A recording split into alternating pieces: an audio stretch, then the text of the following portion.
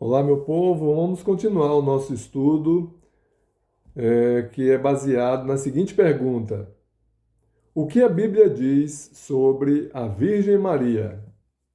Essa é a parte 3, que diz o seguinte: uma vez, quando Jesus estava falando, uma mulher na multidão proclamou: Bem-aventurado o ventre que te trouxe e os peitos em que mamaste.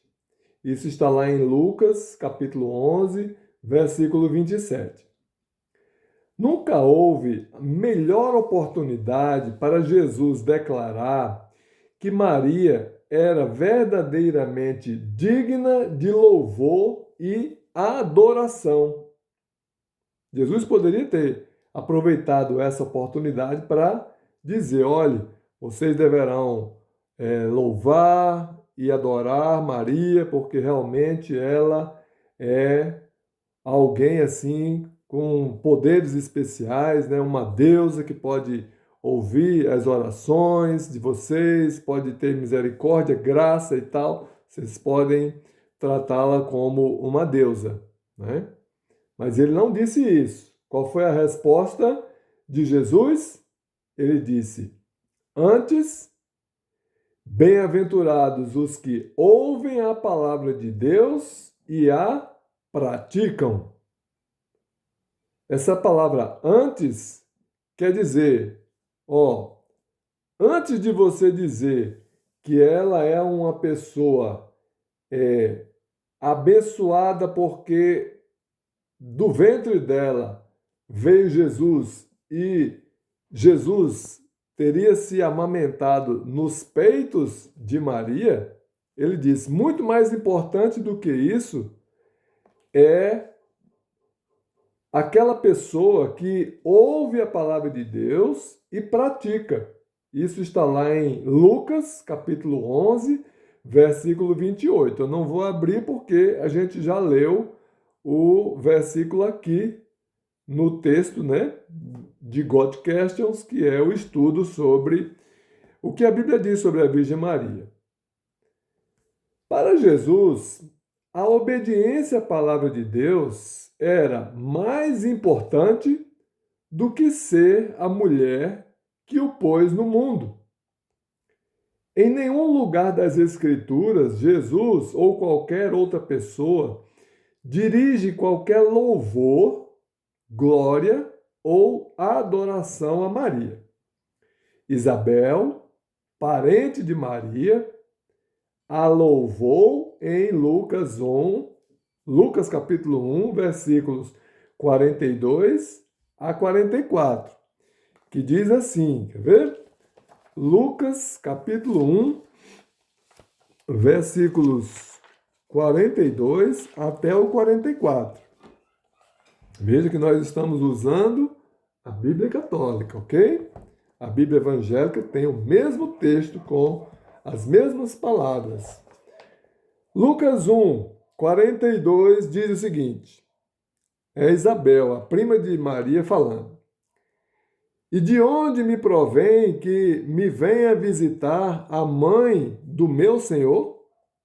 Pois, logo que me chegou aos ouvidos a voz da tua saudação, a criança estremeceu de alegria dentro de mim.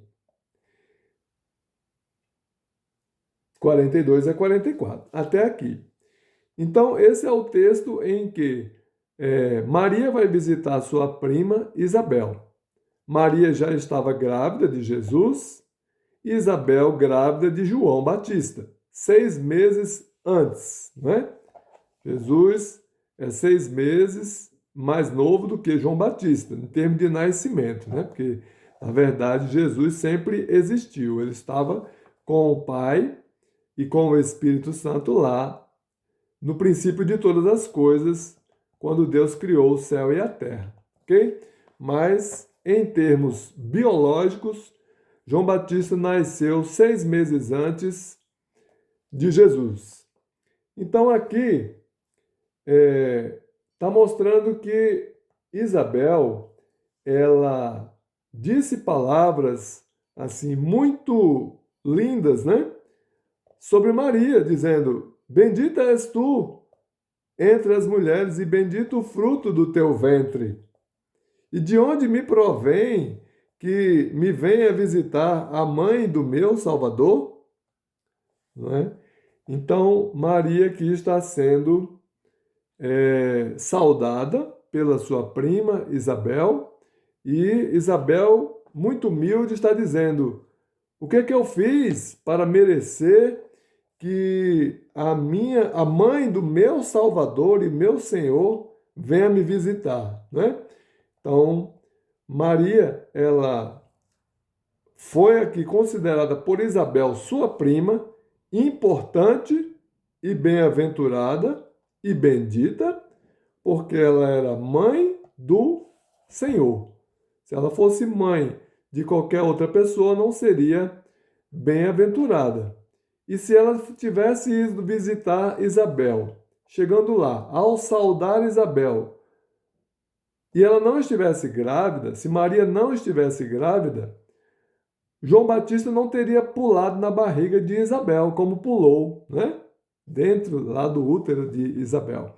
Mas porque Jesus estava no ventre de Maria e chegou perto de João Batista já era cheio do Espírito Santo desde o ventre da sua mãe, diz a Bíblia, não sou eu que estou dizendo. Então, por isso que João Batista pulou na barriga de Isabel, porque sentiu a presença de Jesus quando Maria chegou perto dele. Então, não foi baseado em qualquer glória inerente a Maria, mas a glória ali era inerente a Jesus na barriga de Maria.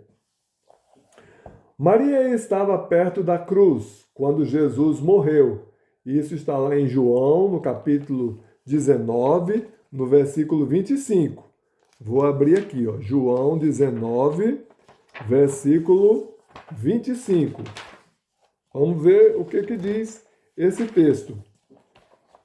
João 19, 25 diz assim: E junto à cruz estavam a mãe de Jesus, a irmã dela, e Maria, mulher de Clopas, e Maria Madalena. Estavam lá, perto da cruz.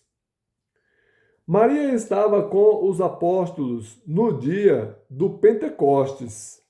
Isso está lá em Atos, capítulo 1, versículo 14. Cadê Atos? Capítulo 1, versículo 14. Veja que aqui é sem corte, né? Sem edição. Estou apenas passando as folhas. João 1,14 diz: Todos estes perseveravam unânimes em oração com as mulheres, estando dentre elas Maria, mãe de Jesus, e com os irmãos dele. Né? Então, Jesus, mais um texto dizendo que Jesus teve irmãos também. Entretanto, jamais se menciona Maria depois de Atos capítulo 1. Essa foi a última vez que foi falado em Maria na Bíblia. Ok? Os apóstolos em nenhum lugar dão a Maria papel proeminente. A morte de Maria não é registrada na Bíblia. Nada é dito sobre Maria subindo aos céus ou tendo qualquer forma de papel exaltado no céu. Ok? Então, esse é um texto, uma parte importante desse estudo, para mostrar que a Bíblia não fala como foi que Maria morreu, não fala por que ela morreu, né? Onde ela foi sepultada, a Bíblia não diz isso. No entanto, em 1948, depois de Cristo, os católicos e outros religiosos chegaram para o Papa na época, que era o Papa Pio XII, e levaram a ele uma carta assinada por aproximadamente 8 ou 9 mil pessoas. Essa carta fazia a seguinte pergunta ao Papa: Seu Papa, se a Bíblia diz que o salário do pecado é a morte, está lá em Romanos 6, 23, e Maria morreu, então Maria pecou? Eles fizeram essa pergunta ao Papa porque Eles estavam sendo ensinados já em 1948 que Maria, ela nunca tinha pecado. Mas a Bíblia diz que o salário do pecado é a morte. Então, daí a pergunta: Maria pecou? E o Papa demorou um ano para responder essa pergunta. Quando ele respondeu, foi na base da caneta e disse: Maria não pecou e ela não morreu. Ela foi de corpo e alma para o céu. Só que isso é uma inverdade. Por quê? Até 1948, todo mundo sabia que Maria tinha morrido. Por isso fizeram essa pergunta ao Papa. Seu Papa, se a Bíblia diz que o salário do pecado é a morte e Maria morreu, então Maria pecou? Então ele respondeu criando a famosa doutrina da ascensão de Maria. Mas a Bíblia em momento nenhum menciona a morte de Maria, nem menciona que ela foi para o céu de corpo e alma, ok? Isso é uma doutrina humana e não é verdadeira. Então vamos para a quarta parte desse estudo.